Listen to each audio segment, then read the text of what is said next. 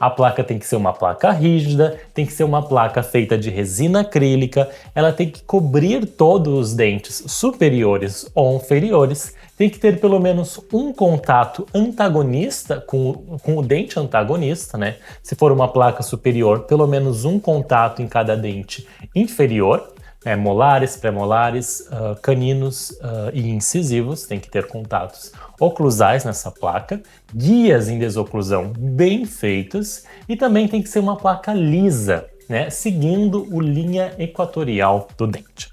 Bom, essa placa é uma placa feita de resina acrílica.